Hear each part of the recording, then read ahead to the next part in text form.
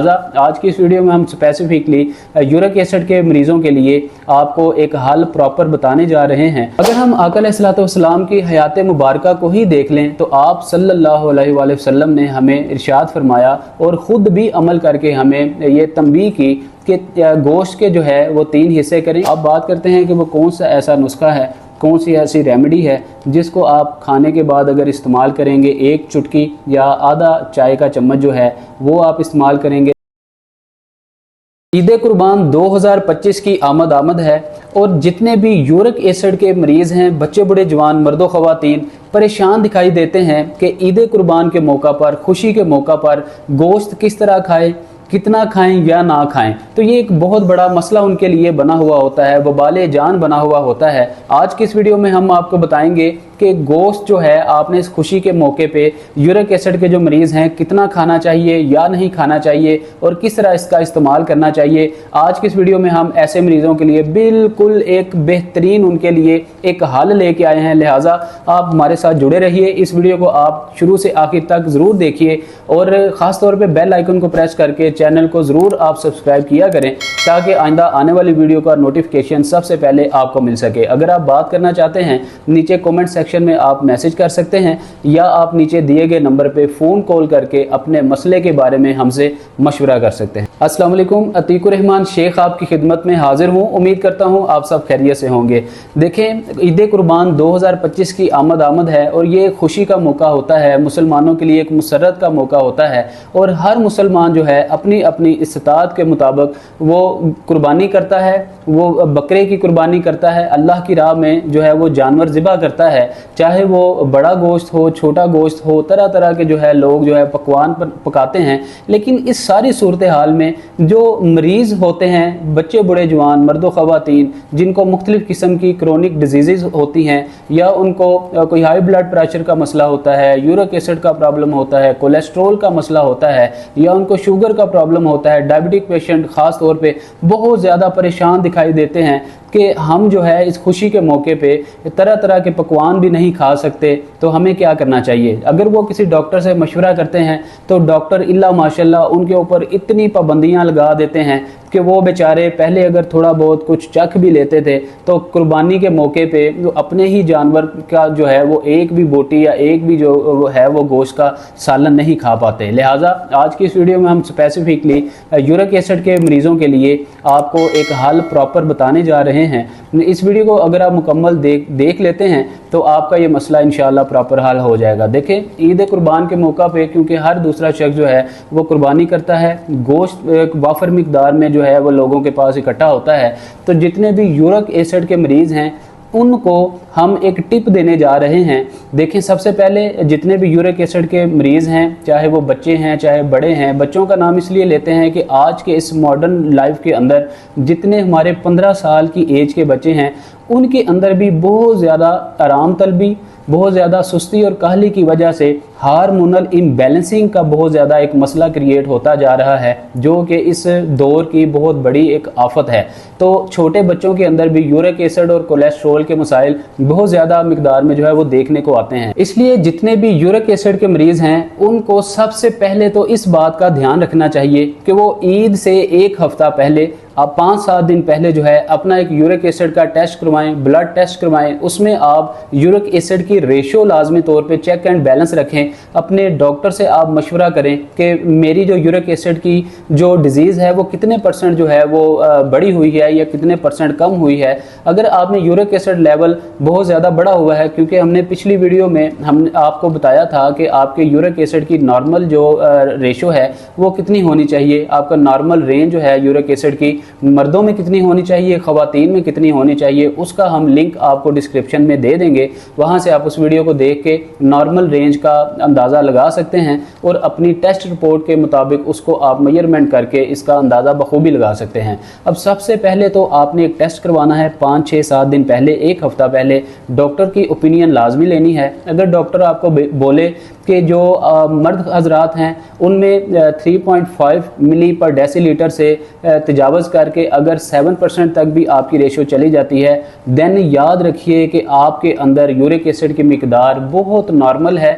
Uric acid बिल्कुल ख़त्म नहीं होना चाहिए, ये आपके जिस्म का बहुत अहम और लाजमी जुज़ है। इसके बाद अगर आप ख़वातीन हैं, आप खातून हैं, तो आपकी बॉडी के अंदर क्योंकि 1% का इसमें गैप होता है, लो होती है इसके अंदर, तो अगर आप खातून हैं तो आपकी 2.5 मिली पर डेसीलीटर से तजावज़ करके अगर 6% तक चली जाती है, तो इसका मतलब ये है कि आपके जिस्म के अंदर यूरिक एसिड की जो मिकदार है बिल्कुल नॉर्मल है। अगर आप इस सूरत में डॉक्टर के पास जाएंगे, डॉक्टर से कंसल्ट करेंगे, तो याद रखिए डॉक्टर आपको लाजमी ये कहेंगे कि आपको यूरिक एसिड की ज़्यादती है, आपको यूरिक एसिड का मसला है, लिहाजा आप ये ना खाएं, वो ना खाएं, ये ना करें, वो ना करें।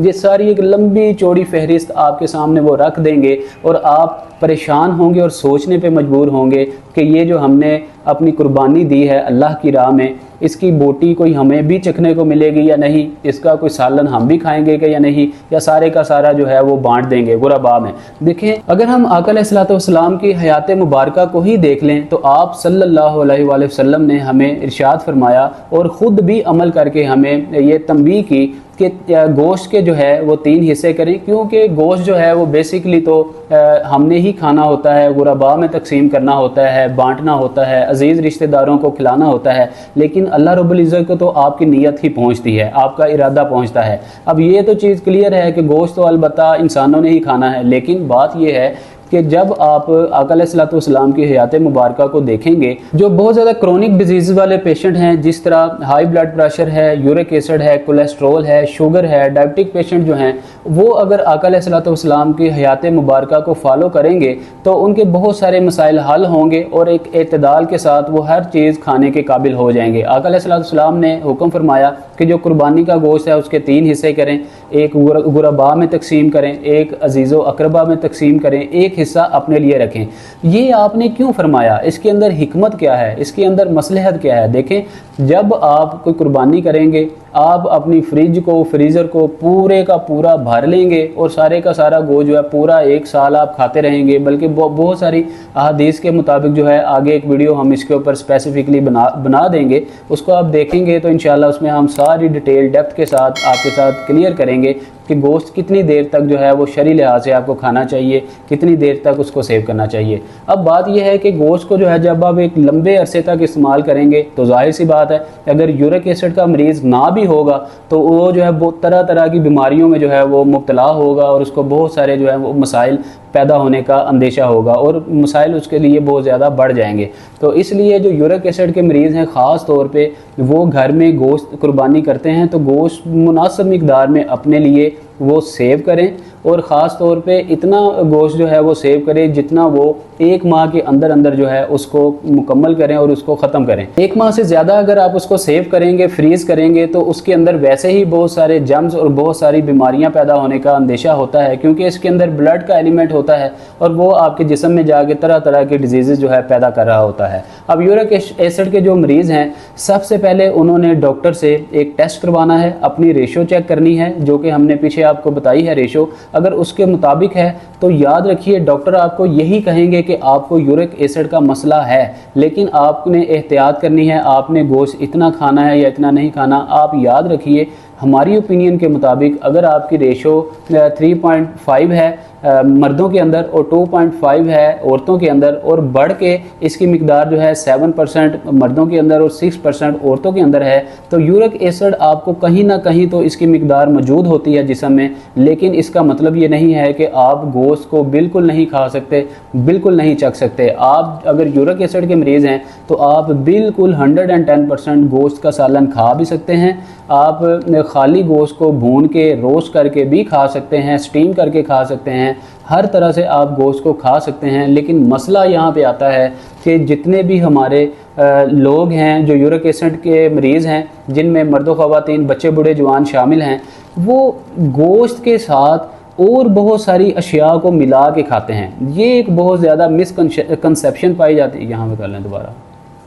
मसला यहाँ पे आता है जो घरों में मौजूद ख़वातीन हैं अगर उनको यूरिक एसिड है या घर में कोई भी आपके मरीज़ यूरिक एसिड का मौजूद है, तो ख़वातीन यहाँ पे एक मिस्टेक करती हैं कि गोश्त को दीगर और दूसरी जो अशिया हैं, खाने पीने वाली जो अज्जा हैं, उनके साथ मिक्स करके जब गोश्त को तैयार करती हैं तो ये आपके लिए ना सिर्फ जहर बन जाता है बल्कि इसकी तासीर चेंज हो जाती है और तिब्बे नबवी के मुताबिक जो है आपके जिस्म में, आपके मैदे में जाके ये तरह तरह के जो है वो मसाइल क्रिएट करता है। आपको डिहाइड्रेशन के, डाइजेस्टिक इश्यूज़ करता है, आपको एसिडिटी के मसाइल पैदा करता है, या आपके मैदे को यही सिग्नल नहीं प्रोवाइड हो रहा होता है कि इसकी जो तासीर है वो गर्म खुश्क है, खुश्क तर है, या क्या इसकी तासीर है। उसका जो निज़ाम इंहज़ाम है, उस खुराक को हज़म करने वाला जो निज़ाम है वो सही तरीके से नहीं हो पाता, जिसकी वजह से बहुत सारे मसाइल पेशेंट्स में क्रिएट होने का अंदेशा बढ़ जाता है। इसलिए जितने भी यूरिक एसिड के मरीज़ हैं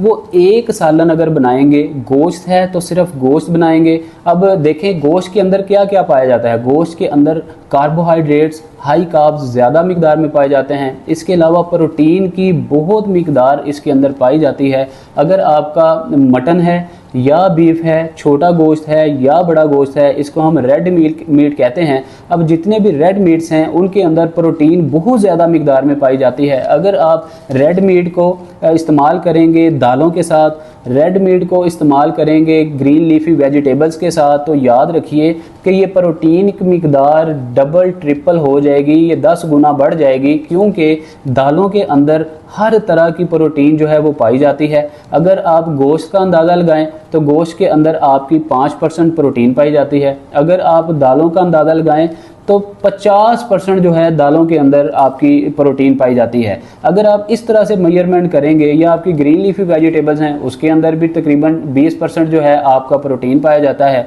इस तरह अगर आप खाली गोश्त लेंगे तो आपको 5% जो है वो प्रोटीन मिलेगी। अब डॉक्टर मना करते हुए दिखाई देते हैं कि आपने गोश्त बिल्कुल नहीं खाना, आपने गोश्त से बिल्कुल परहेज़ करना है, रेड मीट से परहेज़ करना है।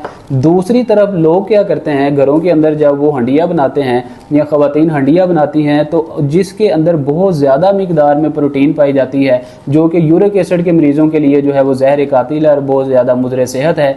दालें हैं, दालों के अंदर भी गोश्त डालती हैं, उसके अलावा ग्रीन लीफी वेजिटेबल्स में गोश्त डालती हैं। ये एक रॉन्ग प्रैक्टिस है। इसलिए जितने भी यूरिक एसिड के मरीज़ हैं हम उनको कभी भी जो है वो अंडा या अपना गोश्त खाने से मना नहीं करते। देखें खुशी का मौका है, आप ज़रूर खाएं, इत्तेदाल के साथ खाएं, इतना खाएं जो कि आप खाएं और आपके 2 घंटे बाद जो है वो डाइजेस्ट हो जाए, हज़म हो जाए। उस दौरान जो है आप कोई और चीज़ ना खाएं। पानी आप कम इस्तेमाल करें खाने के दौरान, लेकिन जब आपको खाना खा चुके हैं, आप खाना खाने के 2 घंटे बाद आप पानी का इंटेक जो है वो ज़्यादा करें। और साथ ही साथ आज हम आपको कुछ छोटी सी ऐसी रेमेडी बता देंगे। जब ब्लड में यूरिक एसिड जो है बड़ी तेज़ी के साथ वो बनता है, लिहाजा जब आप इस नुस्खे को, इस रेमेडी को आप सफूफ बना के अपने पास रखेंगे, और अगर आप गोश्त खाते हैं तो गोश्त खाने के बाद, खाना खाने के बाद एक आधा चाय का चम्मच जो है आप इसको इस्तेमाल कर लेते हैं, तो इंशाल्लाह आपके जितने भी डाइजेस्टिक इश्यूज़ हैं, आपके ब्लड के अंदर अगर यूरिक एसिड बढ़ रहा है गोश्त खाने की वजह से, तो वो इंशाल्लाह रिजॉल्व होगा, उसकी मिकदार कम होगी और आपकी किडनी की एफिशिएंसी बेहतर होगी। और किडनी और लीवर आपका जो यूरिक एसिड है उसको फ़िल्टर करके यूरेन के थ्रू इंशाल्लाह पास कर देगा और आप बिल्कुल हेल्दी रहेंगे, आपको किसी किस्म का हेल्थ इशू नहीं आएगा। तो ये नुस्खा आपके साथ आगे शेयर करते हैं, लेकिन उसके पहले आपको बता दें कि आपने गोश्त जो है, रेड मीट जो है वो इस्तेमाल करें, लेकिन इसको एतदाल के साथ कम इस्तेमाल करें। अगर आपके जिस्म के अंदर हमारी बताई हुई रेशो के मुताबिक यूरिक एसिड की मिकदार है, तो आपको किसी किस्म के इसके साथ साथ सिम्टम्स, अलामात या यूरिक एसिड की जो वजूहात हैं वो आप में नहीं पाई जाती, अलामात नहीं पाई जाती। मिसाल के तौर पे आपके घुटनों के अंदर, आपके जोड़ों के अंदर, आपके पट्ठों के अंदर किसी किस्म का दर्द नहीं है, सोजिश नहीं है। जिस तरह एक गाउट का प्रॉब्लम बन जाता है, जिस तरह आपके किसी भी पाँव का, राइट वाले का या लेफ़्ट वाले का जो आपका अंगूठा है, थंब है, उसका आखिर वाला जो जॉइंट है उसके अंदर बहुत ज़्यादा इन्फ्लेमेशन आ जाती है, दर्द बहुत ज़्यादा भर जाती है, सोजिश हो जाती है, या आपके घुटनों के अंदर बहुत ज़्यादा दर्द रहता है, आप सही तरीके से नमाज भी नहीं पढ़ पाते, उठ बैठ नहीं सकते, या आप सीढ़ियाँ नहीं चढ़ उतर सकते, या पैदल नहीं सही तरीके से चल सकते, वॉक नहीं कर सकते।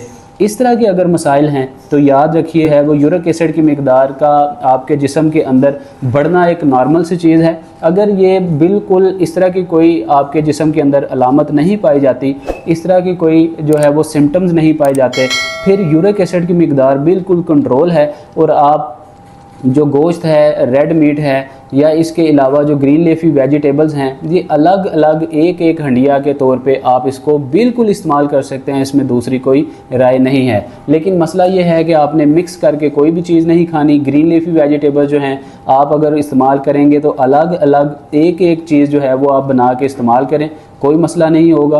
अंडे अगर आप इस्तेमाल कर रहे हैं तो नाश्ते में सिर्फ एक अंडा आप इस्तेमाल करें, इसके साथ आप दूसरी कोई भी चीज़ इस्तेमाल ना करें। अगर आप गोश्त खा रहे हैं तो सिर्फ आप गोश्त ही खाएं, इसके साथ आप दूसरी कोई चीज़ ऐड ना करें। तो ये एक अच्छी प्रैक्टिस है जिससे इंशाल्लाह आपको यूरिक एसिड बिल्कुल भी नहीं होगा। अब बात करते हैं कि वो कौन सा ऐसा नुस्खा है, कौन सी ऐसी रेमेडी है जिसको आप खाने के बाद अगर इस्तेमाल करेंगे, एक चुटकी या आधा चाय का चम्मच जो है वो आप इस्तेमाल करेंगे नीम गर्म पानी के साथ, तो आपका यूरिक एसिड जो है वो बढ़ेगा नहीं बल्कि आपके जिस्म से हल हो जाएगा, ख़त्म हो जाएगा। इसके लिए आपको लेनी होगी हल्दी, ये 50 ग्राम आप ले लें। उसके बाद मलट्ठी आप लें, ये आप 30 ग्राम ले लें। उसके बाद एक मिलती है मार्केट से, पंसार से आपको मिल जाएगी सुरंजान तल्ख जो है ये आपको मार्केट से बाआसानी मिल जाएगी। इसकी मिकदार आप 30 ग्राम ले लें। इसके अलावा आप सौंफ लेंगे, ये आप 20 ग्राम ले लें और इसके साथ साथ आप जो है वो मलट्ठी लेंगे, मलट्ठी भी आप 20 ग्राम लें। ये सारी चीज़ों को आप पंसार से ही जो है वो मिक्स करवा लें, इसको आप पिसवा लें और इसको आप एयर टाइट डिब्बी के अंदर रूम टेम्परेचर पे आप रख लें। जब आप खाना खा चुके हैं, खाना खाने के 10 मिनट बाद जो है ये आधा चाय का चम्मच आप नीम गर्म पानी के साथ लें। इंशाअल्लाह अज़ीज़ यूरिक एसिड की मिकदार आपके जिस्म में कभी नहीं बढ़ेगी, आप नॉर्मल रहेंगे। आप वॉक करें, अपनी खुराक को डाइजेस्ट करें, हज़म करें, इंशाअल्लाह कोई आपके साथ मसला नहीं होगा। लिहाजा इस तरह की इन्फॉर्मेटिव वीडियो देखने के लिए आप हमारे चैनल को ज़रूर सब्सक्राइब किया करें और उम्मीद करते हैं ये वीडियो आपको पसंद आई होगी। आप इस वीडियो को ऐसे लोगों के साथ ज़रूर शेयर करें जिन लोगों के साथ इस तरह के मसाइल दरपेश रहते हैं। इसी के साथ हमें दीजिए इजाज़त। अपना बहुत सारा ख्याल रखें। अस्सलाम वालेकुम रहमतुल्लाह।